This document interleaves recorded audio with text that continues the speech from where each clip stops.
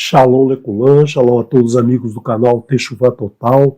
Hoje é quinta-feira, nós temos a honra de trazer para vocês mais um pedacinho da...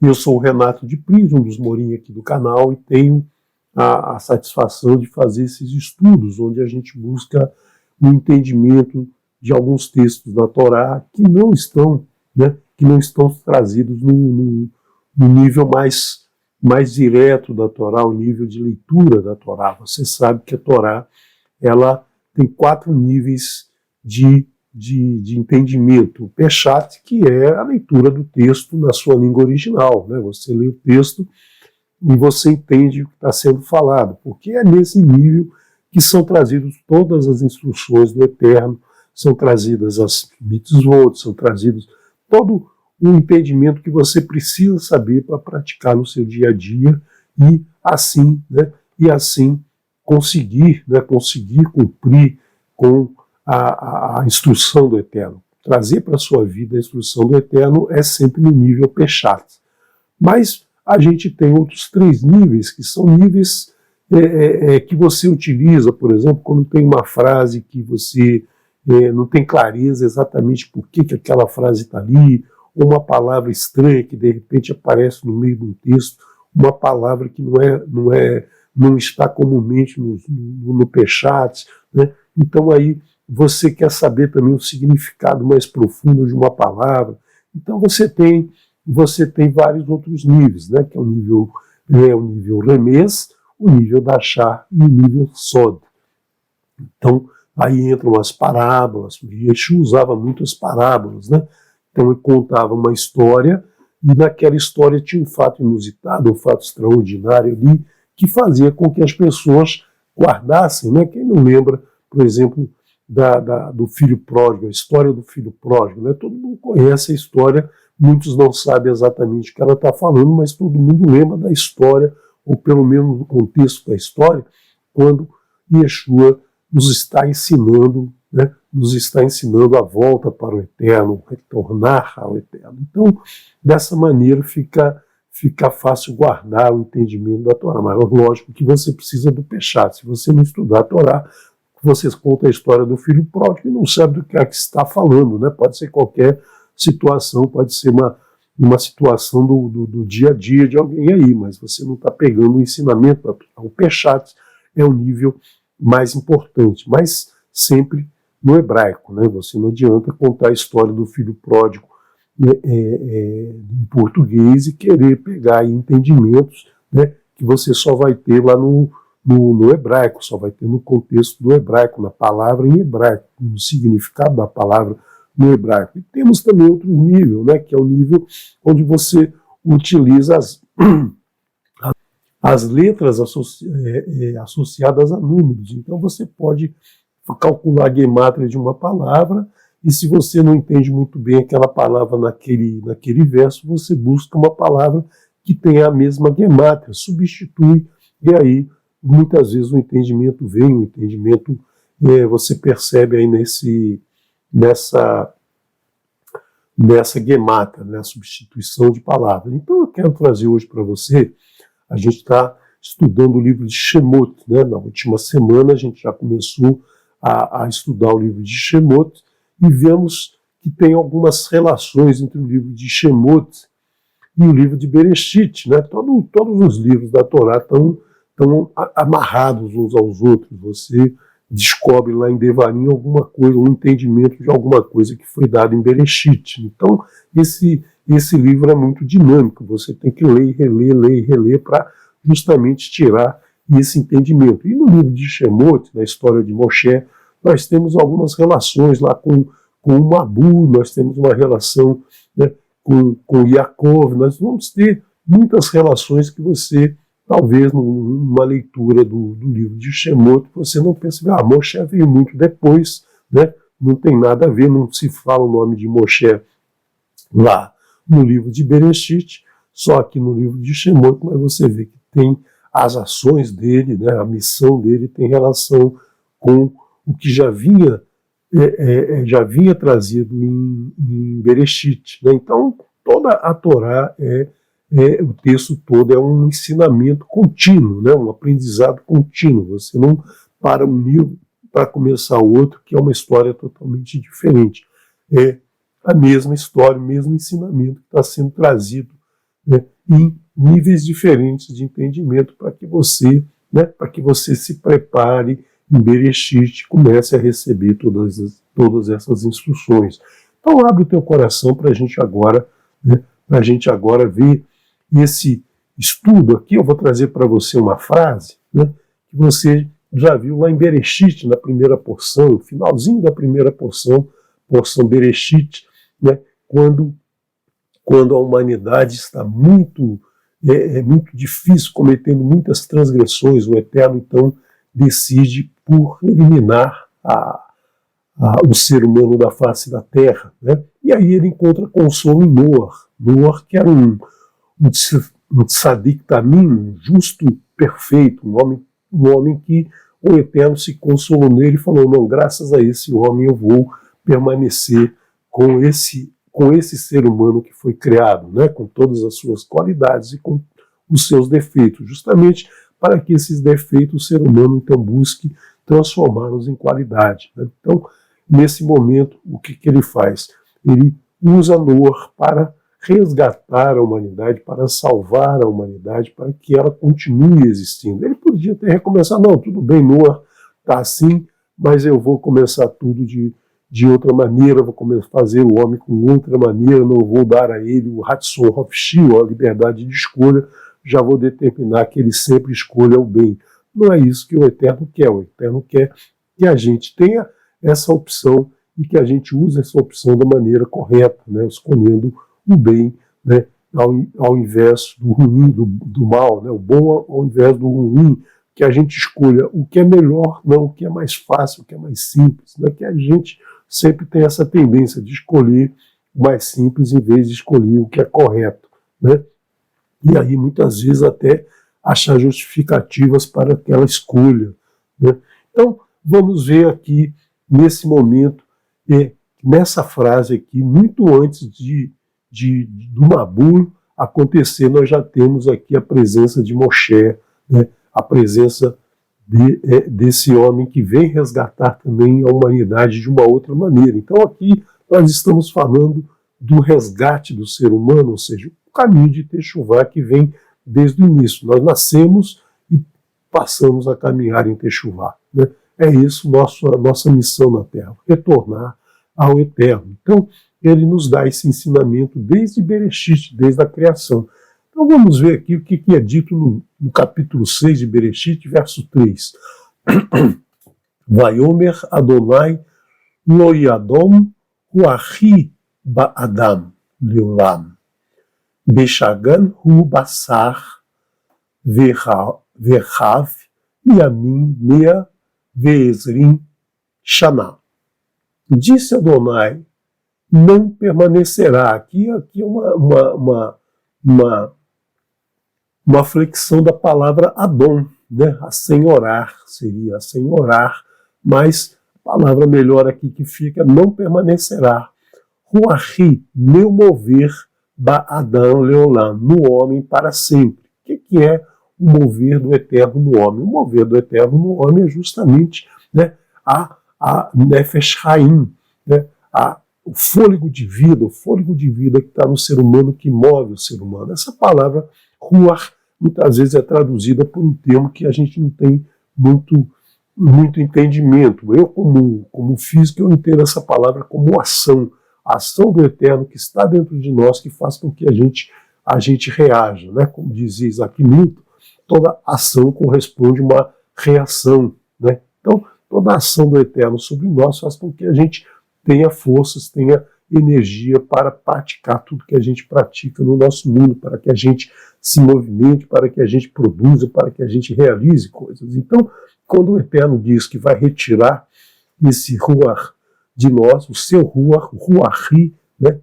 Ruachi, esse Ud, daí o pronome possessivo. O mover é dele que está dentro de cada um de nós, né? Nossa alma não é eterna, como se diz. Por quê? Porque nós dependemos desse mover do Eterno que está dentro de nós, e que quando ele retira, nós viramos um amontoado de átomos, né? Nós viramos aí uma matéria inerte, uma matéria inorgânica, né? Uma matéria que vai se transformar em pó do solo, né? Em pó do solo e retornar ao solo. Então, ele está dizendo, olha, o homem está numa situação que eu não vou manter ele com vida, né? Isso aqui é antes de ele encontrar Noah, né? Isso aqui acontece antes da porção Noah. E aí nós temos essa palavra, Bechagam, né? Até porque é uma palavra muito difícil de ser traduzida, né? Essa tradução aqui, até porque é a tradução que eu encontrei, né, de alguns autores. Por quê? Por que Bechagam é tão difícil assim?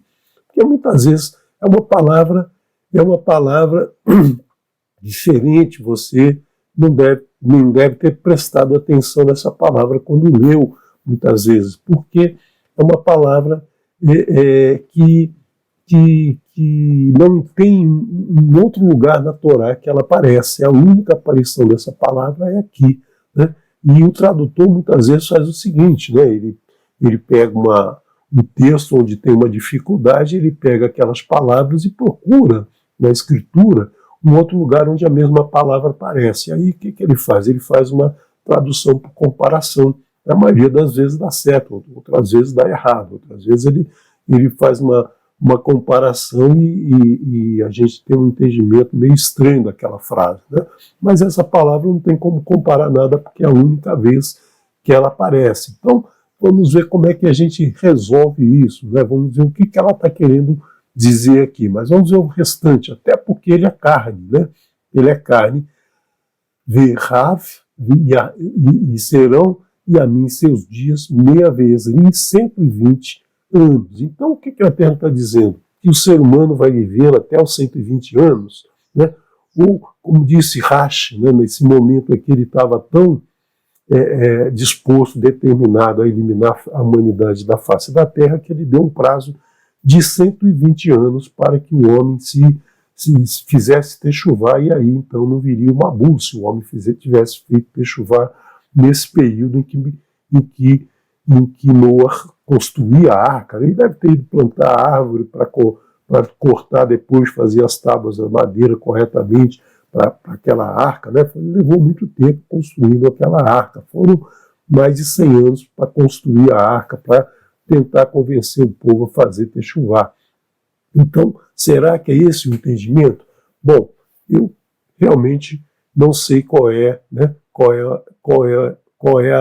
o sentido dessa frase. O que eu sei é que até hoje ninguém vive até os 120 anos. Então, se o Eterno prometeu isso há mais de 4.000 anos atrás, né, por que desde então nenhum ser humano vive até os 120 anos? A gente ouve de vez em quando alguém aí que chegou aos 105, 110, 115, mas em situação muito debilitada de saúde física, ou saúde mental, emocional, né, que não é uma pessoa que tem que estar em condições de produzir, de realizar o mover do Eterno na face da Terra. Então, não é essa a leitura que a gente tem que fazer. Mas então, por que o Eterno colocou isso aqui? E muita gente acha que vai viver até os 120 anos, né? E muitos morrem antes, né? A maioria morre aí no nosso país, a idade média aí é entre 60 e 70 anos, né? Que é a estimativa de vida do ser humano. Então, vamos procurar, né? Vamos procurar uma pessoa na Torá que tenha vivido 120 anos. Aaron viveu 123, então já foi um pouquinho mais, né? Nós temos vários que viveram mais, né? Abraham viveu 175, Isaac viveu 180, Yaakov 147, Yosef 110, foi diminuindo, né? Mas 120, exatamente 120 só teve um, né? Aaron 123, como eu falei, mas teve um que viveu 120 anos, que foi exatamente Moshe. Moshe viveu 120 anos, nasceu num dia, 120 anos depois, no mesmo dia, ele faleceu, né? Nós encontramos isso dentro do livro Devarim, a sua morte, né?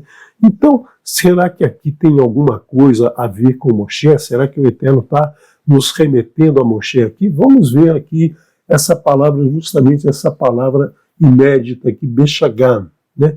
Vamos usar então uma ferramenta chamada Gematria. Nós associamos números às letras, somamos e aí encontramos um valor, pegamos uma palavra que tem o mesmo valor e substituímos aqui para ver, né, se o entendimento melhora, porque até agora nós não conseguimos entender muito bem a frase. Veja só essa palavra aqui, Bet Shem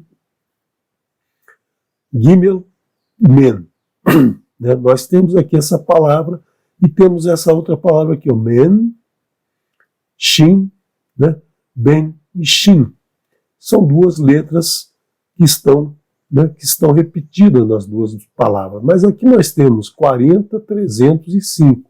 Aqui nós temos 40, 300, 2 e 3, ou seja, 2 e 3 dá 5. Né? Então nós temos a mesma gemátria, nós temos Beshagan é a mesma gemátria de Moshe. Então vamos ver o texto. Disse Adonai, não permanecerá meu mover no Adam, para sempre a Moshe é carne, e serão seus dias 120 anos. Então nós já vimos aqui que, fazendo essa gemátria, nós temos um entendimento melhor dessa frase. Nós estamos dizendo que o Eterno já, em Bereshit, define que Moshe será um ser humano, carne, né, e viverá 120 anos. Então, nós temos aqui esse outro entendimento. Você escolhe o entendimento que você achar, né, achar melhor. Nós não estamos dizendo que esse entendimento é o que o Eterno definiu. A gente só vai saber o que o Eterno definiu quando a gente estiver no Olam Rabá e perguntar a ele, né, perguntar a ele o que você quis dizer com Beshagan, aquela frase ali, né, o que aquela frase quis dizer com viver 120 anos. Mas esse entendimento aqui é um entendimento muito interessante, né? Você há de convir que o único que aparece na escritura toda e na humanidade, na história da humanidade toda, o único que viveu 120 anos certinho, né? 120 anos certinho, que nasceu no dia, morreu no mesmo dia, ou seja, completou o ciclo certinho, não teve um dia a mais, não teve um dia a menos, né? Foi Moshe, o único que aparece na história foi Moshe. Vamos ver então como a gente verifica isso lá em Moshe. Né? Devarim 34:7 nós temos o Moshe ben Mea ve'ezrim Shaná, o mesmo texto daqui, Mea ve'ezrim Shaná. E Moshe estava com 120 anos, Bemotô, na sua morte, né? Mot é morrer, Motô, a morte dele, Bemotô, na sua morte. Loka Hatá Einou, não escureceu sua visão, Velô Nas Lerro, e não perdeu o seu vigor, ou seja, ele permaneceu até os 120 anos, né, com muito mais disposição do que muita gente jovem hoje. Né? Então, com 120 anos, ele enxergava bem, ele raciocinava, ele andava, ele subia a montanha, descia a montanha, dava ordens, se fazia presente em toda a comunidade do povo de Israel, daqueles mais de 603 mil pessoas que caminhavam com ele. Então nós vemos a importância desse estudo mais aprofundado de alguns termos para a gente pegar essas relações. Então nós vemos aqui uma relação de Noah com Moshe. Vamos ver outra, né? Vamos ver outra relação, que é justamente o título, né, que eu botei que eu coloquei nesse shiur. Que todo mundo fala da Arca de Noé, né? A Arca de Noé, a Arca de Noah. Então vamos ver se existe uma relação de Noah com Moshe no quesito arca. Né? O Eterno diz para Noah, quando encontra Noah, quando coloca em Noah a responsabilidade de resgatar o ser humano, ele diz o quê? Né? Ele diz aqui, ele diz para Noah, Asalechá, faça para você, faça para ti, né? Tevat atse gofer, né? Faça para você uma arca, né? A palavra tevat significa arca. Como não tem artigo definido, como não tem uma rei aqui, que significa uma arca, uma caixa, né? E depois nós vamos ter as dimensões dessa arca.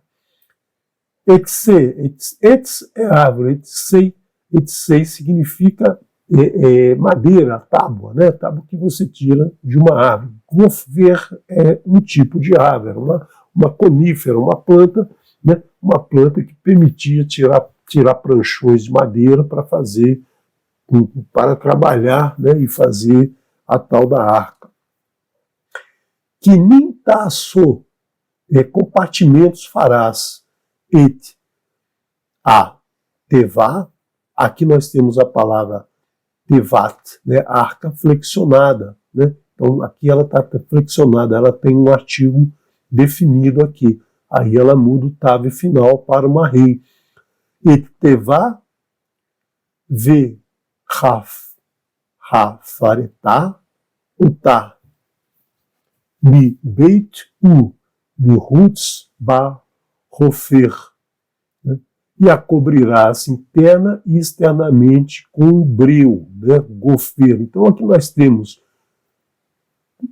gofer é aqui a árvore, e aqui nós temos cofer, né? Palavras que têm o mesmo som, né? Que têm o mesmo som que dá aqui nesse texto aqui um significado muito importante. Então nós temos aqui uma arca, né? E essa arca é revestida interna e externamente com breu, para evitar que a água entrasse, para evitar a infiltração de água nas frestas da madeira, né? Para essa árvore, para essa arca ter a função para que ela vai estar sendo criada, né? Qual é a função dessa arca? Essa arca, ela vai fazer o quê? Ela vai garantir que o ser humano e os animais permaneçam na face da Terra. Ou seja, ela vai garantir a existência do ser humano e dos animais no corpo físico, no corpo material, no corpo formado por átomos, né?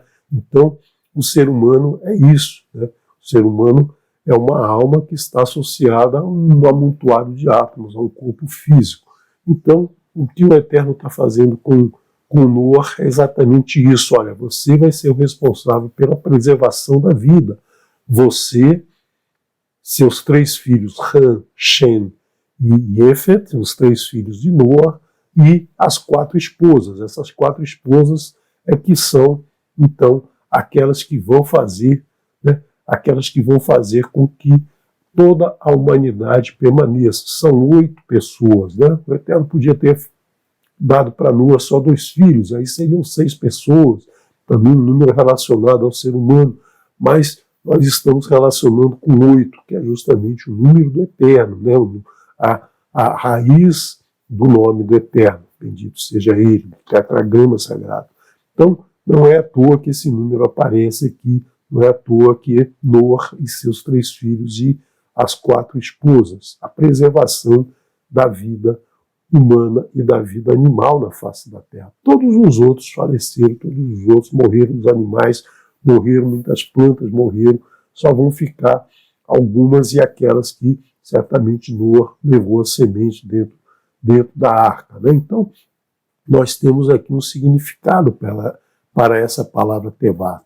E essa palavra Tevat aparece de novo aqui, ó, no livro de Shemot. Nós vimos aí na primeira porção do livro de Shemot, né, que se chama Shemot, justamente isso, né? Naquele momento em que o casal teve uma criança, essa criança tinha que ser lançada no rio Nilo, porque era uma ordem do faraó, e aí a mãe da criança, muito, muito sabiamente, o que ela faz? Velô yachla od hatzivino, e não pôde mais escondê-lo, né? Não pôde mais escondê-lo, porque a criança chorava, a vizinhança ouvia, e aí ia lá em cima da mulher para dizer, olha, você tem que jogar seu filho no rio, senão eu vou denunciar lá lá na polícia, vão lá dizer que você não cumpriu a ordem do faraó, né? Vaticar-lo, e pegou para ele, né, Tevat Gomer, pegou para ele uma arca, não tem artigo, uma arca Gomer, de fibra de junco, né, que é o junco na palavra hebraica de junco. Nós temos para o junco também a palavra muito conhecida como suf, né? Suf é essa palavra aqui, essa palavra que vai aparecer na mesma frase lá no final, para você entender que são as duas coisas com nomes diferentes. O suf é o quê? O suf é uma transliteração do egípcio, né? O egípcio fazia lá aquela escrita cuneiforme, e quando ele lia, ele falava alguma coisa como que dava esse som do hebraico suf, né? Porque o suf no hebraico significa fim, né? A letra sufit, essa letra aqui é uma letra sufite, ela tem o tsad, por exemplo, o tsad do sufite tem essa forma diferente, né? Então tem essa forma diferente, o men sufite, o men tem uma forma, e no final, né, ele tem essa outra forma aqui, olha, o men aqui, né, e o men sufite é diferente. Então são as palavras finais. Então o som transliterado do egípcio para o hebraico tem esse som, por isso que ficou Suf, né? O Yan Suf é um mar de juncos, mas é um mar que na verdade não é um mar, é uma lagoa. O Suf, o junco não dá na água salgada, ele dá na água doce, é uma planta de água doce, né? Então eles chamaram de Yan Suf, né? Um mar de juncos, não era um mar salgado, o famoso mar vermelho, que o mar vermelho é um mar salgado, não é o mesmo, não está se falando do mesmo mar. Mas aqui nós temos a palavra em hebraico e a palavra suf. Na mesma frase o Eterno colocou para que a gente tenha esse entendimento. Vataremerá ba-remar ubazá fet vatasen ba-et ha-yelet vatasen basuf al sefat rayor, né? Rayor, e colocou e pegou para ele uma arca, né, de fibra de junco, que a gente conhece como uma cesta.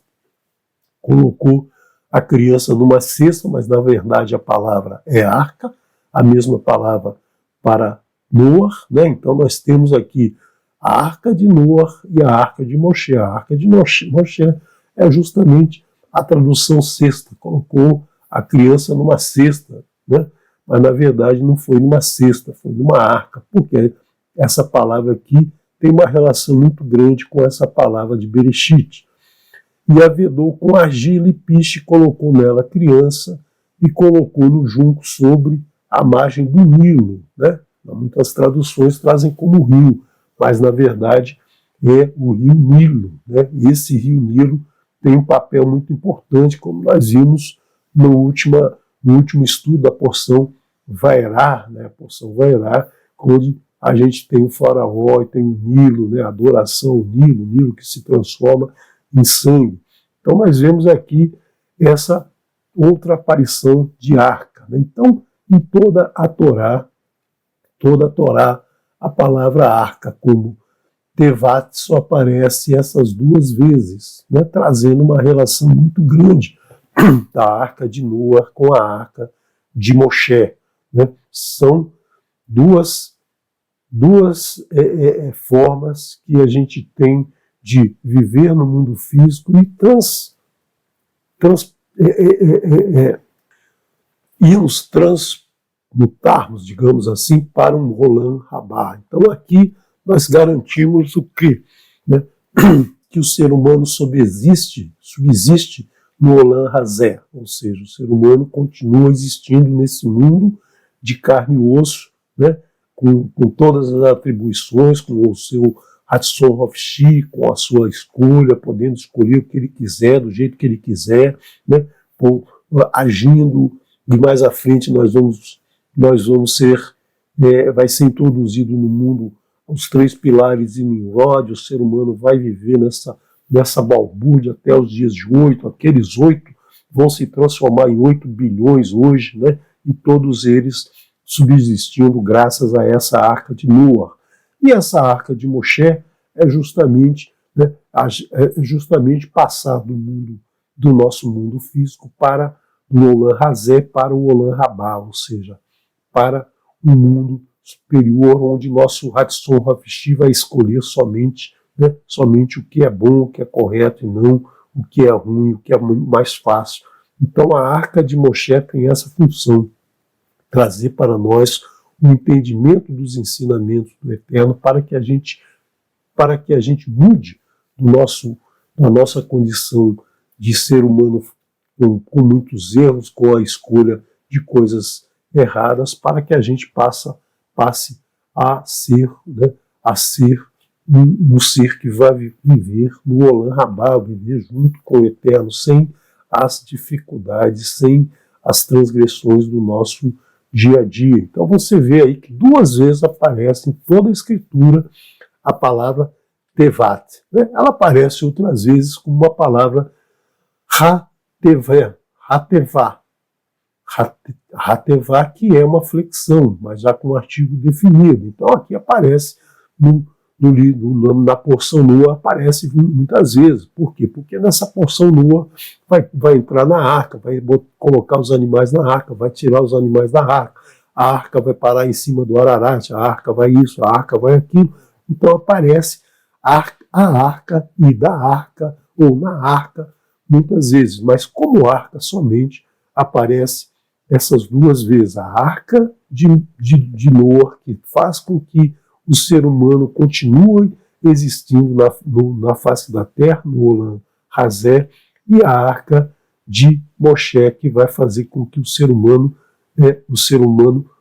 consiga, né, fazer o caminho de retorno ao Eterno, que foi perdido justamente antes de aparecer Noé, né, que o ser humano consiga fazer essa migração para um Olam Rabá, o mundo do Eterno. Então nós temos aqui essa palavra Gomer, que tem mais ou menos o som de Gofer, né? Gofer e Gomer. O Eterno usa as palavras para que a gente desperte na nossa audição, na nossa visão, né, uma vontade de querer buscar mais, né? São palavras muito semelhantes. Então, por que isso? Porque essa palavra Tevat, Gomer, né, a palavra Tevat, ela representa a arca, mas ela representa também a palavra escrita, né? A tradução dela seria palavra escrita. Vou mostrar para vocês daqui a pouco um exemplo, né? Palavra escrita. E Gomer é a fibra do junco, é o junco que vai se transformar em quê? Em papiro. E veja só a beleza que nós temos aqui. Tevat Gomer, palavra escrita no papiro. O que você lembra quando você ouve assim, palavra escrita no papiro? Quais as palavras que foram escritas no papiro? A Torá. A Torá, o Eterno ditou para Moshe, Moshe escreveu no papiro, nos delegou até os dias de hoje. Então você vê que para conseguir sobreviver na face da terra, nós precisamos manter o nosso corpo físico gestado ali nos 40 dias, representando as 40 semanas de gestação do ser humano, né? Então o ser humano nasceu e agora ele precisa o quê? Precisa praticar, né? Praticar na sua vida a palavra escrita no papiro, ou seja, a Torá, né? Nesse momento é que ele vai fazer o retorno ao Eterno. Então, as duas arcas aqui, elas aparecem trazendo esse entendimento. Não aparece outras vezes a palavra Tevat, só aparece essas 2 vezes. Ah, mas e na arca da aliança? Né? Também é uma arca, mas lá você não lê Tevat Habrit, você lê Aron Habrit. Né? Ou seja, não é arca. A arca ali é a tradução, né, para as outras línguas. Por isso que a gente perde na tradução. Aron em hebraico significa um gabinete, um baú, uma caixa com tampa. Ou seja, um local onde se guarda alguma coisa importante. A Tevat Gomer, a palavra escrita no papiro, está guardada dentro, né? Está guardada dentro da Aron Avrit. Não a Torá escrita no papiro, né? Mas o significado dela, ou seja, as duas tábuas com as 10 maravilhosas palavras, que são, né, que são o resumo de toda a Torá. A Torá vem para explicar essas duas tábuas, para nos trazer o entendimento dessas duas tábuas, a prática diária dessas duas tábuas, né? Como nós vimos no estudo anterior, né? justamente o entendimento, né? O entendimento de amar ao Eterno em todo o nosso coração, em toda a nossa alma, em todo o nosso mundo, e amar o próximo como ti mesmo, né? Como ti mesmo, ou seja, as duas, né? As duas formas que o Eterno quer que nós amemos o nosso próximo e amemos a Ele. Então, essa é a única maneira. Nós precisamos ter um corpo físico, nós precisamos estar vivos, e estando vivos, nós precisamos praticar a Torá, né? Então, vamos ver aqui o que é o junco, né? O junco é esse aqui, essa plantinha aqui, ó. Essa plantinha é o suf, em egípcio, né? Uma plantinha que nasce na água doce, que tem muita fibra, né? E que tem muita celulose. Então, ela permite que você trabalhe, né? Trabalhe dessa maneira, que é o gomê, já a palavra no hebraico, né? Você descasca ela e você tira esse miolo dela, essa parte que você vai transformar numa pasta e transformar e vai ter uma outra utilidade. E essas cascas aqui você pode fazer, né? Você pode fazer muito artesanato, você pode fazer cintos, cintas, né? Cordas, um monte de material com bastante resistência, e sandálias, né? Sandálias que se utilizava naquela época, a sandália feita de junco, né? Então uma base que ia amarrada nas pernas, né? E amarrada, não era uma sandália como a gente tem hoje, mas era uma sandália precursora das que a gente tem hoje, uma proteção para a planta dos pés, né? E também se faziam cestos, né? A Tevat Moshe. Tevat Moshe era isso aqui, por isso que a tradução coloca como um cesto, né? Ninguém fala Tevat Moshe, talvez você esteja ouvindo a primeira vez alguém falar Arca de Moshe, porque é mais conhecido como a Arca de Noé e o cesto, onde foi colocado Moshe. Mas agora você tem um outro entendimento do que são essas duas arcas, do que são esses dois digamos assim, essas duas ferramentas que vão fazer com que o ser humano, né, seja mantido na face da terra e o ser humano possa, então, migrar para o Olam Rabá, né? Então, nós temos aqui as duas arcas, uma mantendo o homem no Olam Hazé e a outra levando o homem para o Olam Rabá. E essa parte interna aqui você transforma numa pasta e faz com que ela se transforme numa folha de papiro, onde se pode escrever aqui, né, como Moshe escreveu na maravilhosa Torá, que nos traz ensinamentos até os dias de hoje, né? Então vamos dar continuidade, mostrar para você a palavra Tevat como significando escrever. E justamente Moshe nos traz esse exemplo. Quando ele está no Monte Horeb, recebe as duas tábuas, recebe todas as instruções para construir o Mishkan, né?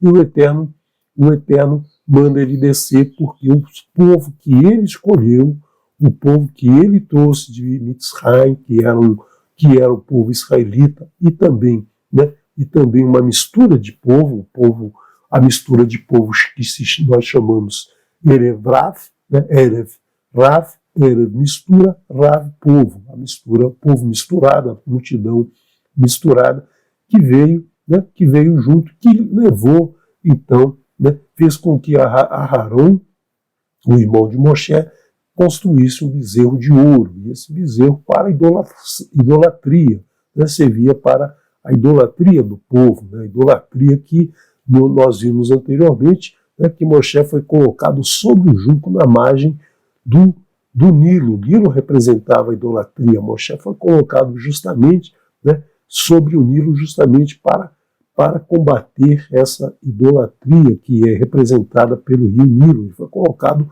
em cima e à margem, né? Ele não foi jogado no meio do rio, como muita gente acha, né? Jogou a cestinha com Moshe dentro no meio do rio, porque o crocodilo ia comer ele, ou então a correnteza no Nilo ia levar ele, né? Ele ia acabar caindo lá no mar, né? Ninguém ia conseguir pegá-lo, como muitos tradutores colocam, né? Até Flávio José coloca isso, que os nadadores entraram no rio para buscar a cestinha onde estava Moshe. Não foi isso, a escritura é bem clara em dizer que ele foi colocado sobre os juncos na margem do rio, que é justamente para combater a idolatria representada pelo Nilo. Então nós vemos aqui, quando Moshe desce, quebra as tábuas, né? Depois o Eterno diz que vai acabar com o ser humano sobre a face da terra, da mesma maneira que fez lá antes de Noa. E o que Moshe faz? Sobe ao Horebe novamente, né, para conversar com o Eterno, para convencer o Eterno a não destruir o ser humano. Então, diferente de Noa, né, que Noa obedeceu e construiu a arca, Moshe vai tentar, né, argumentar com o Eterno para ver se o Eterno não comete, né, não comete a mesma ação, né, o mesmo mover sobre o povo como ele disse que faria. Então ele sobe lá e pede, né, pelo povo: Veataim, e agora se tissá, e agora se perdoas, Hatatem, Hatatam, Reta, que é a palavra Hatá, que significa a letra Het, né? A letra Het, essa letra aqui, se escreve assim: Het e Tet, né? Duas letras, a letra de número que recebe o número 8 e a letra que recebe o número 9. Hatatam, né? Seus pecados, né? Seus pecados. Het é pecado. Então se perdoa seus pecados.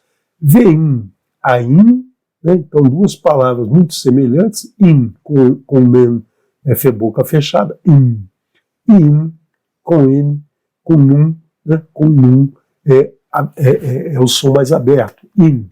Vem e se, aim, não, né? Negação e o condicionante se. E se não, se perdoas, tudo bem. E se não, me reni, risca-me, né? Riscar, esse ude aqui representa o pronome possessivo. Então, me reni, risca-me, na rogo, aqui a palavra rogo, rogar, implorar ao Eterno. Me cifereja, risca-me, rogo, do teu, do, esse ra, que final significa o teu, e aqui a palavra sefer, né? Sefer, flexionada, do teu livro, Asher Katavat. Aqui nós temos a palavra Tevat flexionada, ou seja, a arca, né? A palavra escrita. Então, risca-me, eu rogo, do livro que escrevesse. Que livro é esse que o Eterno escreveu? Né? Toda vez que nasce um cidadão, o Eterno escreve o nome desse cidadão num livro. Existe um livro para cada cidadão, né? E aí nesse livro são anotadas todas as opções, as escolhas que ele faz, as escolhas boas, as escolhas ruins. No dia do julgamento, o Eterno vai dizer: olha, fulano de tal, Moshe, vem aqui. Moshe, você fez isso aqui. Tá bom, pode continuar no Olam Rabá. Ó, não vai continuar no Olam Rabá, não. Acabou, né? Acabou. Você não vai existir mais. Né? É assim que vai ser o julgamento. Né? Então, o que Moshe está dizendo? Mas esse livro só vai ser aberto no dia do juízo. Moshe já está pedindo, arrisca meu nome. Nem preciso que ele esteja aí, porque eu já não quero nem ter direito ao Olam Rabá, se você não perdoar o pecado do ser humano. Então Moshe, né, como sabendo da sua importância, né, para a missão de resgatar o ser humano, ele coloca, olha, então já me elimina agora, não preciso mais continuar, porque o Eterno tinha proposto a ele, né, acabar com a humanidade e começar a partir dele, né, dele, certamente seus 2 filhos. Mas ele diz que não, que ele não aceita isso, ele aceita, né, ou o Eterno perdoa todos, ou então que risque ele, né, risque o seu nome do livro, e aí, né, se o teu nome for riscado do livro, você deixa de existir, você deixa de ter direito ao julgamento. Então, foi um pedido assim muito contundente. Então, isso aqui para mostrar para você o significado da palavra Tevá, né, da arca, como palavra escrita no livro que escreveste. Moshe fala dessa maneira, argumenta em defesa do povo, diferente de Noar, né? Como é que Noar fala, né? Noar fala pouquíssimo na escritura, ele aparece poucas vezes falando alguma coisa, e quando ele aparece falando, ele fala justamente, né, justamente uma maldição sobre Canaã, naquele episódio lá do divisor de águas, né, naquele momento em que ele se revolta contra Canaã. Vaiomer, e disse, Noar disse, Vaiomer, Arur Canaã, maldito é Canaã, Eved Avadim e Rie de Ahav, servo de servos será para seus irmãos. Então, o Noar, né, Noar, nesse momento, ele já está amaldiçoando, ele fala pouco, mas ele fala justamente amaldiçoando Canaã e, ao mesmo tempo, abençoando Shem e Efet. Então, mostrando para Shem, prometendo a Shem que toda a terra de Canaã será dele. Então, a terra prometida é essa, a terra que foi prometida pelo Eterno, mas através de Noar para os descendentes de Shem.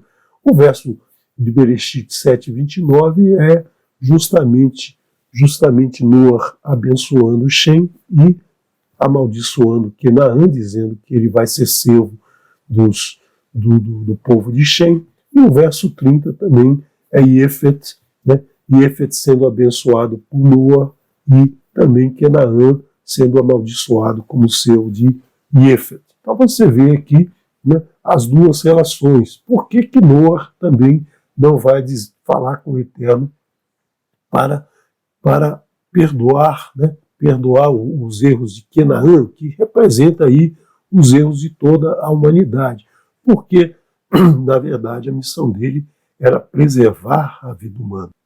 Né? Preservar a vida humana, ter um espaço para ela viver, ter um chão, um solo para ela crescer, e só depois então ela fazer o seu caminho de Techuvá, né? Porque o ser humano, a alma precisa estar no corpo, né, para ter os prazeres da vida e fazer a escolha correta, né? Senão a gente seria mensageiro do Eterno, viveria lá no mundo do Eterno sem direito a escolher nada, né? Nós seríamos servos do Eterno sem direito a escolher nada. O Eterno quer que a gente decida ser seu servo, que a gente opte por ser seu servo, né? Atender às suas vontades, né? Conforme ele nos coloca na Torá. Novamente, uma outra relação aqui entre Noar e Moshe, né? Que diz o seguinte: Vayarhi be'ahat veshesh meot shana. E foi no ano 601. Aqui nós temos a palavra né? Ahat, mas no feminino, flexionada no feminino. Por quê? Né? Porque é mas para um complemento feminino. Não é uma, é mas um feminino. Por quê? Está relacionada com Shana. Shana, o ano, né, no hebraico é uma palavra feminina. Então você coloca o numeral 1 como flexionado para atender a palavra aqui feminina, Ahat Shana.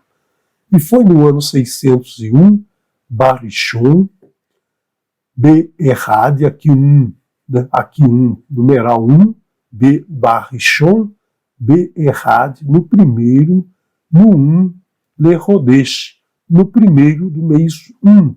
O primeiro do mês 1, o primeiro dia do mês de Nissan, né, que se chamava Aviv, o mês da primavera, o primeiro mês do calendário hebraico. Né?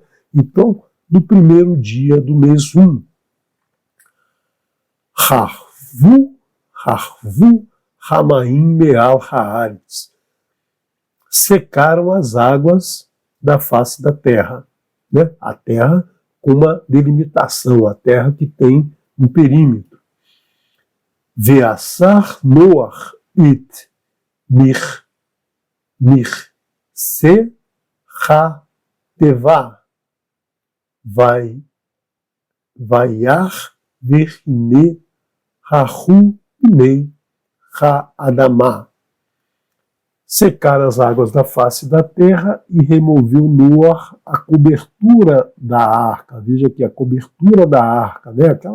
Aquela parte onde ele podia sair da arca lá de cima, né? Ele podia olhar lá de cima. Você vê aqui a palavra tevá flexionada. Então nós temos aqui a palavra tevat flexionada, né, com o artigo definido. E olhou e eis que secaram as faces do solo. Então, primeiro a água, né, ela secou todo o perímetro, todo o continente ficou seco, né, e o solo estava também seco. Isso significa que o ser humano podia descer ali, os animais podiam descer e começar a produzir a vida. Né? Então, aí é esse momento que o Eterno estabelece o primeiro dia do primeiro mês. Por isso que o primeiro mês é importante, né? A gente sempre tem nesse primeiro mês, né, o início de todo o moedim do Eterno. Então essa data aqui é o moed do Eterno. O Eterno definiu que essa data é a data que o ser humano vai passar a existir sobre a face da Terra. É o primeiro dia do mês 1, né? Seria, digamos assim, o 8º dia da criação, o 8º dia em que é feito a Brit Milá, que é justamente um dia após o descanso. O Eterno criou todo o mundo em 6 dias, né?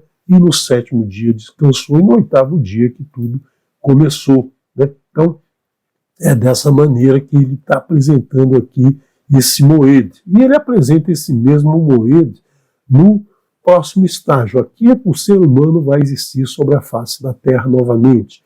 E com Moshe? Com Moshe, o ser humano vai ter direito a fazer, né, a sua escolha pelo Olam Rabá. Como? Nós vimos lá em Shemot, no último capítulo de Shemot, verso 12, o Mishkan está pronto, né?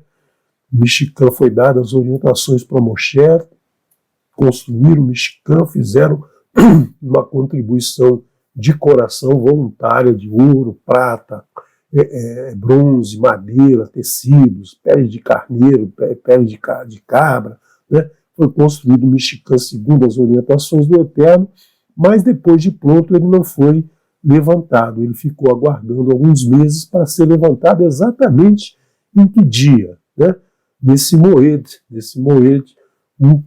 a data, né? A data selecionada pelo Eterno, a data escolhida, Bayom Ha-Rodesh, no dia 1º do mês, Ha-Rishon Be-Erad La-Rodesh, no dia 1º do mês 1.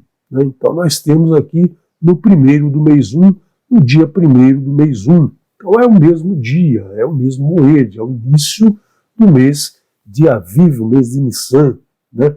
Então nós temos aqui a mesma data. O Eterno falou, o Mishkan você está pronto, mas ele vai ficar desmontado aí. Né? É igual você receber um produto aí que você comprou pela internet, tem que desembalar um armário, né? Tem que desembalar e montar. Mas aí você deixa a caixa ali no chão e no dia primeiro você vai fazer o quê? Olha o que o Eterno diz.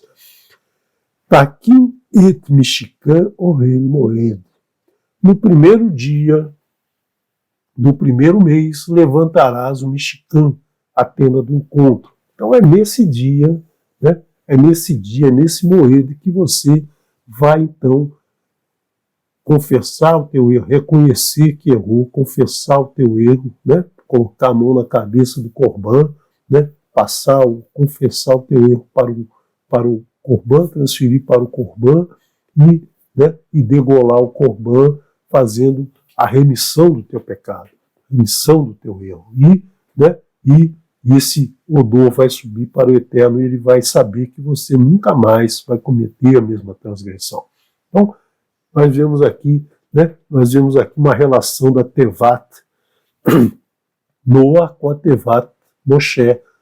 A Tevat Noah é justamente o nascimento do ser humano na face da terra e a Tevat Moshe é o momento da remissão dos erros, né?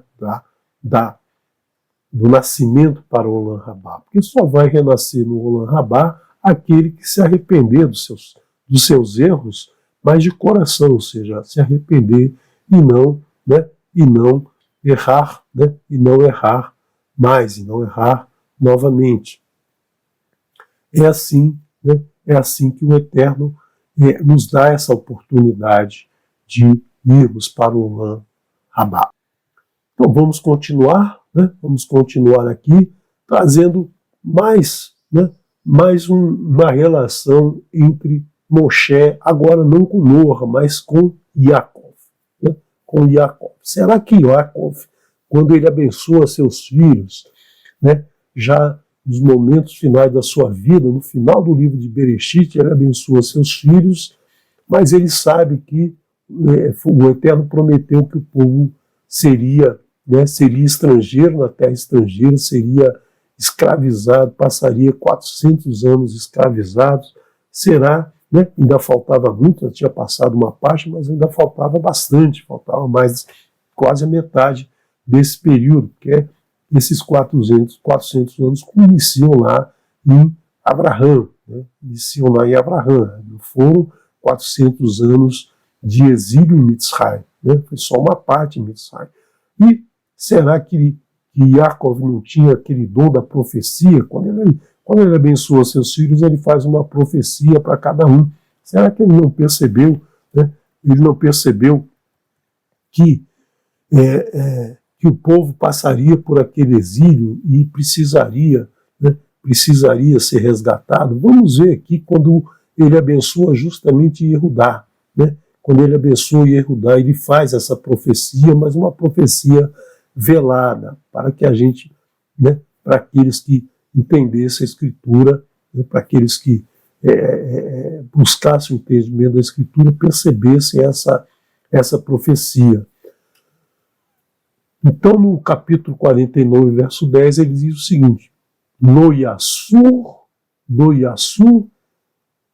Shevet mi Yehudá, não desviará o bastão, né? Shevet aqui com tete não contável, né? Se fosse contável seria Shabat, né? Seria Shabat, descanso, mas Shevet com tete significa o bastão, o que o líder, né, que o líder da tribo, né, identificaria a sua tribo. Não desviará o bastão de Yehudá. Ume Rokek mi bein Hagelav. E o legislador de entre seus pés, Hegel, né? A palavra Hegel significa pé, perna, né? Hegel, esse vav aqui dos seus pés, não desviará o legislador de entre os seus pés.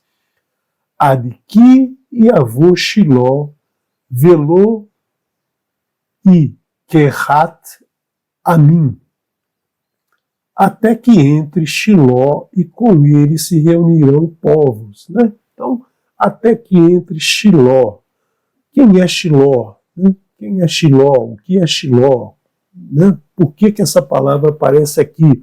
E, novamente, uma palavra que só aparece aqui, dessa vez, a única aparição. Não dá para a gente comparar com outra palavra. E aqui o texto está dizendo, até que entre Shiló e com ele se reunirão os povos. Então, os sábios lá da antiguidade falam assim, na época do Império Romano, falam assim, Shiló é justamente o Mashiach, né? O Mashiach que vai juntar os povos. E aí, né? E aí os romanos trucidaram lá, trataram muito mal os Yehudim, né? E aí o que aconteceu? Não apareceu Shiló nenhum para libertar o povo. Então, essa história de Mashiach, libertador do povo, né, que estão esperando até os dias de hoje, você encontra um detalhe maior, um tratamento mais detalhado da palavra Mashiach no estudo aqui do canal. Você procura aí um estudo sobre o Mashiach e também sobre o Só Tem Mashiach, né, que você vai entender muito bem a história que se passava no primeiro século, toda a relação do Mashiach, né, Yeshua HaMashiach, Ciro HaMashiach, sacerdotes HaMashiach, né, todos os Mashiach que apareceram, e você vai ver que nenhuma relação desse Mashiach com Shiló. Né? Então, quem é Shiló? Por que Yaakov falou esse nome aqui, Shiló? Né? O que tem a ver esse nome Shiló? Então vamos usar a boa e velha gemátria. Né? Vamos achar uma palavra que, substituindo aqui, vai nos dar o entendimento da profecia de Yaakov. Shiló, Shin Yud Lamed Rei. Né? Olha aqui essa palavra, Shin, Shin, Rei, Rei. Mem, que vale 40, Lamed vale 30 e Yud vale 10. 30 mais 10, 40. Então nós vimos lá atrás que a palavra, né, a palavra Beshagam, ela tinha o Shin e a Mem. Aqui nós temos o Shin e a Rei do nome de Moshe se repetindo, mas é a mesma gemátria. Então nós podemos colocar Shiló, em vez de Shiló nós podemos colocar Moshe. Não desviará o bastão de Yehudá, e o legislador de entre seus pés, até que entre Moshe, e com ele se reunirão os povos. Moshe justamente, né, é um descendente de Yaakov, e Yaakov não sabia que vai ter um descendente, um filho com o nome egípcio, né, Moshe é um nome egípcio, ia ter um filho, né, um filho que se chamaria Moshe e que reuniria os povos, tanto o povo de Yehudá, quanto todo o povo de Israel, quanto os outros povos que se reuniram junto com o Moshe. Né? E como é que a gente pode confirmar isso? Justamente por essa palavra, Shiló, Velô, Ikehat e Yamin. Por quê? Porque eu vou pegar aqui esse texto aqui, ó, Velô, Ikehat e Yamin, e trazer todo esse texto aqui para baixo para a gente fazer, né, para a gente fazer uma alteração de ordem de letra, mantendo as mesmas letras. Então, eu troquei aqui Shiló por Moshe, né, porque a gemátria permite isso, vou jogar para cá. E vou trazer essa outra aqui para baixo, colocando um espacinho aqui, tirando esse uji daqui, passando para cá, e aqui eu tenho Valevi, Kehat, Yamin, Moshe. Agora eu pego essa Vav aqui e jogo ela para cá. Levi, Kehat, Aram, Moshe, que é justamente, né, justamente a linha, né, da descendência de Moshe. O pai de Moshe, o pai de Aram, o pai de Kehat. Então nós temos aqui embutidos nessa frase, nessa bênção de Yaakov, né, a genealogia de Levi até Moshe. Né? Então, vejamos aqui como é que aparece Aram na história. Né? Nós vemos lá em Shemot 2.1, Ve Yeler Ish Mibeit Levi Vaikar et Bat Levi. E foi o nome da casa de Levi, tomou a filha de Levi. Então, um nome lá, um descendente de Levi, né?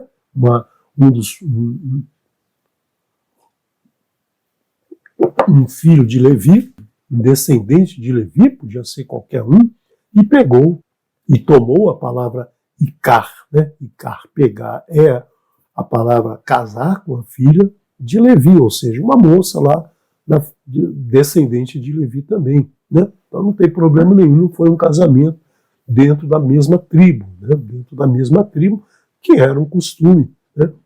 Era o costume, um homem da tribo casava com uma mulher da tribo, um filho de Levi casava com uma filha de Levi, um descendente de Levi casava com uma descendente de Levi.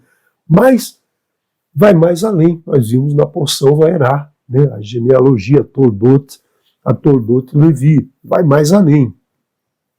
Shemot 6:20 diz o quê? Vaikar Amram et Yoreved Dodator, e tomou Amram a Yoreved, sua tia. Então já não é um homem da casa de Levi e não é uma descendente qualquer de Levi, é a filha mesmo. Né? Vaikar Amram et Yoreved Dodator lo leishá, e a tomou por mulher. Vaiteled lo et Aharon ve et Moshe.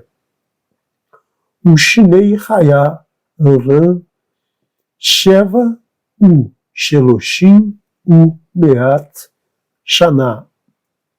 E foram os anos, e ela gerou para ele Aharon e Moshe, e foram os anos de vida de Arã, 137 anos. Né? Então, Arã não viveu pouquinho. Né? Quando a gente lê o livro de Shemot, a gente acha que Arã só participou lá nesse casamento com a filha de Levi, né? E não participou do crescimento de Moshe, do crescimento de Aaron. Mas ele viveu 137 anos, ele teve uma participação ativa na vida, né? Na vida de Moshe, de Aaron e de Miriam. Então nós temos aqui a Toldot Yaakov até Moshe. Né? Yaakov teve Levi, Levi teve um filho Gershom, Kehat, Merari, e uma filha Yoreved. E Kehat teve um filho Arã. Arã se casou com Yoreved, teve Miriam, Aharon e Moshe. Aharon 3 anos mais velho que Moshe e Miriam 3 anos mais velha que Aharon. Então nós temos essa linha ligando Moshe a Yaakov. Você vê que Yaakov não tinha condições lá naquela profecia de saber, né, que teria lá um bisneto chamado Moshe. Né? Pai, filho, neto, bisneto. Né? Mais ou menos, bisneto duas vezes. Né? Bisneto e neto. Né? Ao mesmo tempo ele é bisneto e neto, porque a partir da filha ele é neto, a partir do filho ele é bisneto. Então, uma ligação muito forte com Yaakov. Né? E nós vemos aqui uma coisa muito interessante que intriga muitos, né, quando falam sobre esse assunto de que o cara casar com a tia. Né? Tia, a palavra dodator. Nós temos na Torá pai, filho, mãe, filho, filha, e nós temos tio, tia. Né? Nós não temos avô e avó. Né? Nós não temos Sav e Savtá, avô e avó. Nós não temos isso, mas nós temos tio, dodá, tia. Né? Dodator, tia dele. Então, por isso que tem a flexão aqui. Né? Então, essa flexão é justamente para colocar o pronome possessivo. Mas será que o cara podia casar com a tia? Isso não é uma transgressão trazida no livro de Vaikra? Né? Muitos autores, tradutores, comentaristas, sábios, né, falam que isso aqui foi uma transgressão, mas foi necessária, que depois disso virá o livro de Levi. Eu digo para você, vou mostrar agora para você que não é uma transgressão de jeito nenhum. O Eterno não ia cometer, né, uma transgressão para dizer agora vocês não façam mais isso. Não. O que é transgressão e não muda. Né?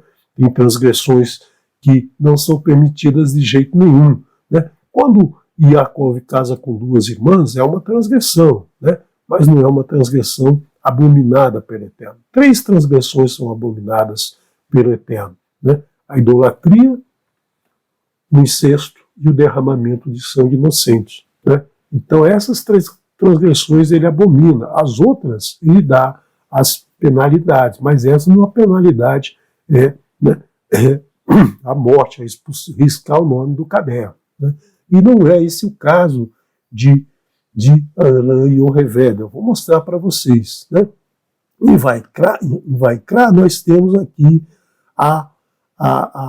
na porção que é Doshim, na porção sejam santos, porque eu, Adonai, sou santo, como o Eterno nos diz, né? Sejam santos, procurem, né, cumprir o que está escrito na Torá, e vocês serão santos. E ele abomina aqui ele abomina um incesto, né? Um incesto do homem com a sua tia, lá no capítulo 20, verso 20. Veish asher ishkav. E um homem que se deitar et dodator com a sua tia,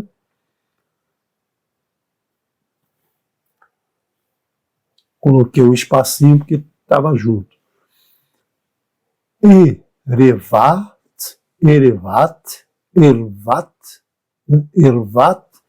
dodô. Descobrirá a nudez. Essa palavra aqui, descobrir a nudez.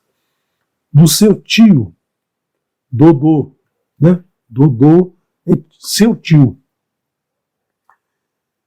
Gilá,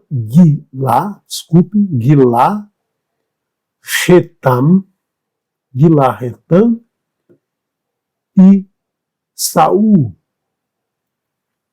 Arlirim e Amutu. Carregarão Retam, pecado deles, né? Carregarão Reta, aqui o pecado, carregarão o pecado deles, né? Aqui a palavra Gil, né? Gil de Gimel, né? Gimel, carregar, né? Carregar, não carregarás o nome do Eterno para seu bem, né? Seu bem pessoal, né? O terceiro mandamento. Gilá, carregarão, Retam, seu pecado, e Saul e Richerim, solitários, ou seja, sem filhos, e Amutu, morrerão sem filhos, né?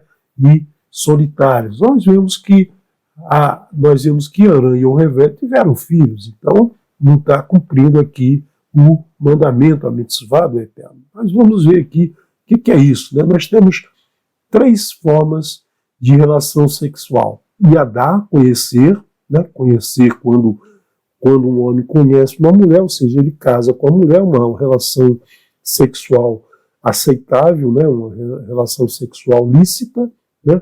O homem, Adão e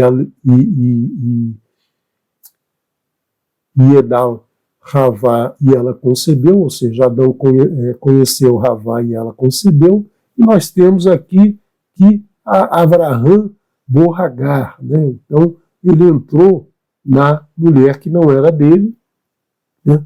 É uma relação sexual ilícita, ou seja, ela é permitida, mas ela não é legal. Então, é o caso da prostituição, é o caso de Avram que entrou a Hagar, ela passa a ser mulher dele, mas não era mulher dele, né? É o caso de Yaakov e Zilpa e Bilha, né? Ele entra a elas e elas concebem para ele.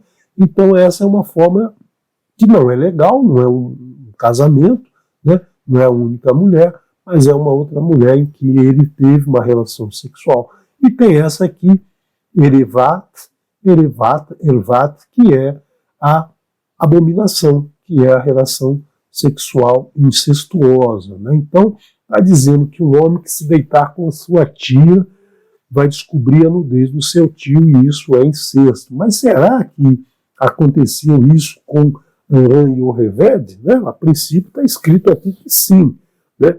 Mas vamos ver quem pode ser tia. Tia não é a professorinha da escola, né? A professora da escola é a senhora, é a professora, é a namorar, mas nunca deveria ser usado esse termo tia, né? Nem a visita, a amiga da mãe que chega em casa, essa é a tia fulana, né? Que se fala para as crianças. Tio e tia, né? Tio e tia têm uma relação na Torá e precisa ser respeitada, né? Porque o ser humano procura todas as informações que tem na Torá e dá um jeito de desvirtuar, dá um jeito de fazer com que aquela informação seja desmerecida, né?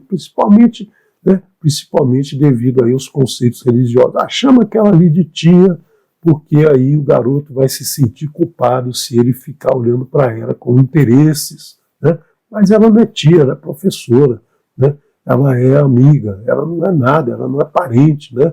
Ela é chamada de tia por uma convenção que subliminarmente visa a desmerecer o ensinamento da Torá. Porque tia mesmo é aquela mulher que se casa com o irmão do seu pai ou o irmão da sua mãe. Então, uma mulher casou com o irmão do teu pai ou o irmão da tua mãe, ela é a sua tia. Então, é uma mulher casada. Uma mulher casada tem que ser respeitada. Então, esse caso aqui é um caso de abominação. O homem que se deita com a mulher do irmão do pai ou a mulher do irmão da mãe, ele está caindo nessa mitzvah, está desobedecendo essa mitzvah do Eterno. A irmã do pai que casa com um ser humano qualquer, né? Eu botei ser humano qualquer porque hoje, né, hoje não é só... Bom, deixa para lá isso. A irmã da mãe que casa com Adão, né? A irmã do pai ou a irmã da mãe casada também é uma transgressão, né? É uma tia que tem um Baal, que tem um homem, que tem uma pessoa que cuida dela, uma pessoa que é casada com ela. Então, essas 4 situações, né, o ser humano está desrespeitando o mandamento do Eterno. Mas se for a irmã solteira da mãe, né, a irmã solteira da mãe ou a irmã solteira do pai, pode? Pode. Por quê? Porque ela é solteira, ela não tem Baal, ela não é um incesto, né? Não é uma transgressão que o homem está tendo uma relação com uma pessoa que não poderia ter, né? Então isso aqui é o caso tratado de Aram e Yocheved. Então é totalmente permitido, não há transgressão nenhuma na Torá, né? Essa é a minha interpretação, claro que os sábios interpretam diferente, né? Mas eles têm aí algum entendimento diferente, mas no meu entendimento, né? No meu entendimento não há transgressão nenhuma, né? Aram e Yocheved não cometeram nenhuma transgressão. E por que foi importante, né, que fossem esses dois? Por que não foram outros dois os pais de Moshe? Né? Porque nós temos aqui, né,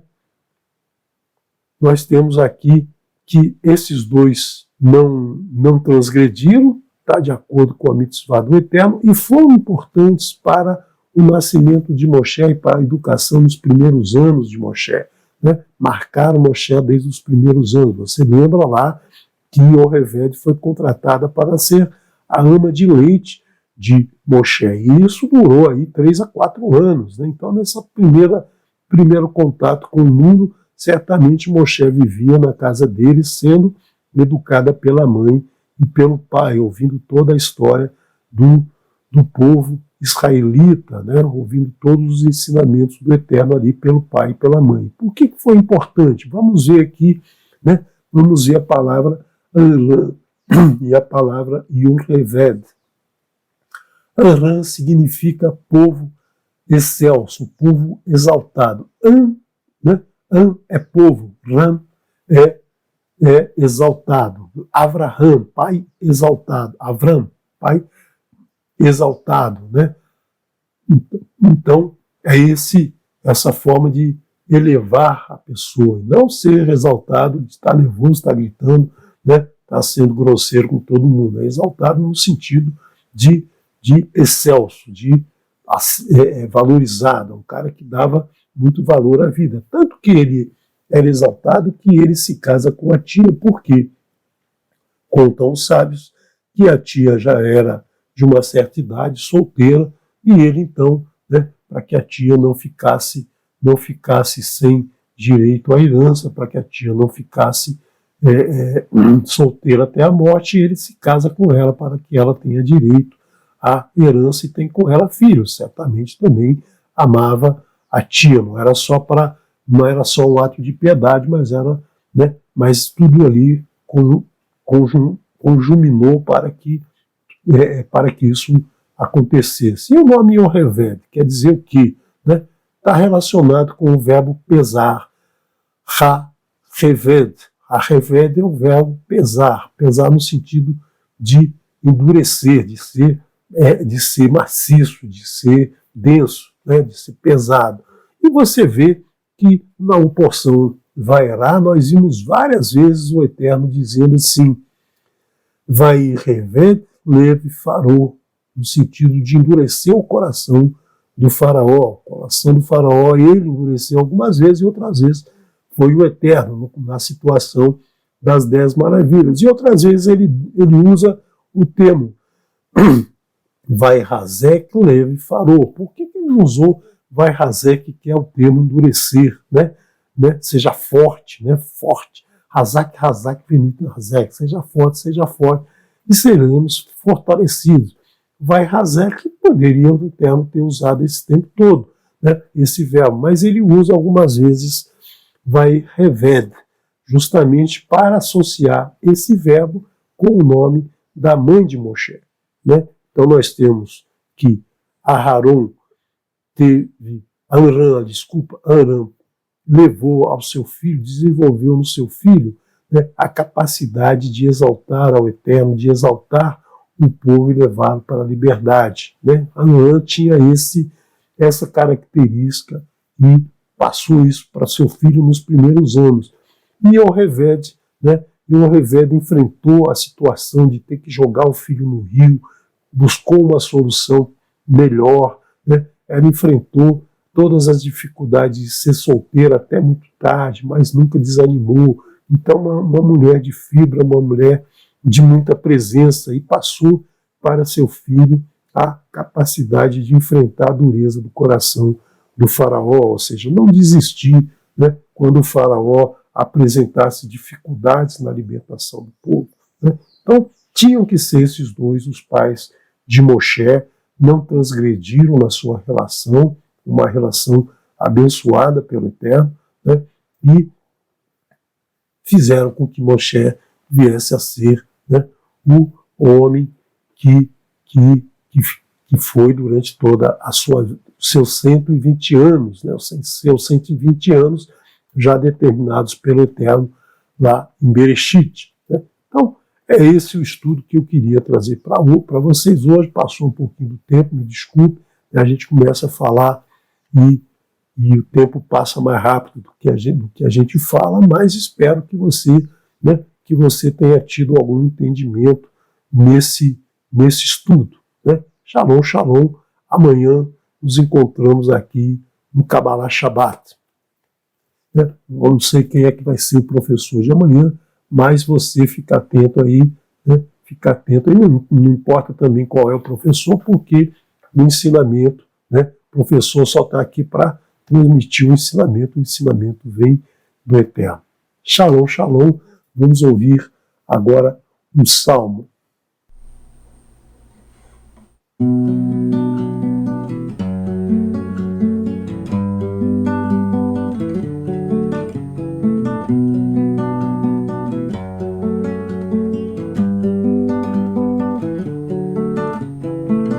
צדיק התמה יפרע כארז בלבנו יסגר. צדיק התמה יפרע כארז בלבנו יסגר. שתולין בבית השם בארצות אלוקיני יפליחו עוד ינובו בשיבה.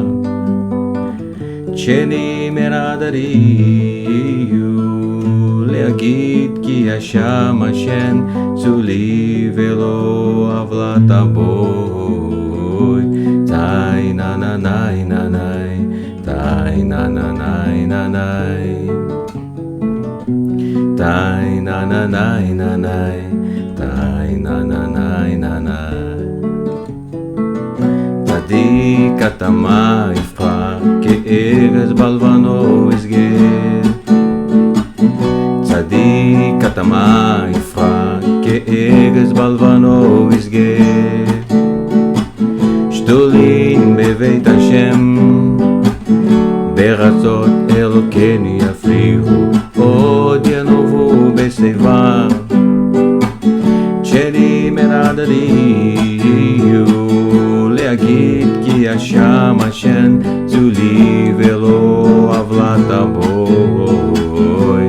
צי נה נה נה נה נה, צי נה נה נה נה נה, צי נה נה נה נה נה, צי נה נה נה נה נה, תנאי נה נה נה נה נה, תנאי נה תנאי נה נה,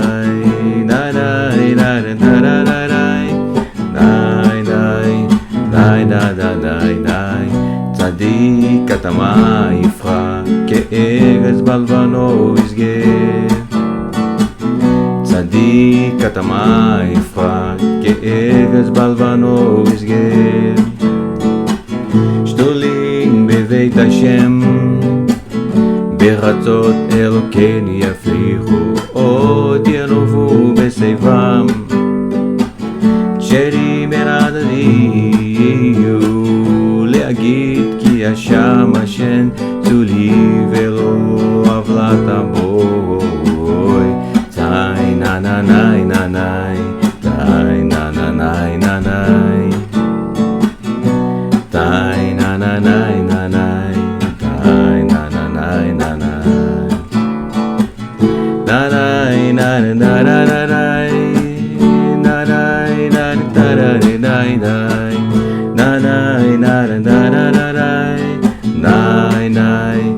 נה נה נה נה, צדיק התמה יפרח כארז בלבנו יסגר.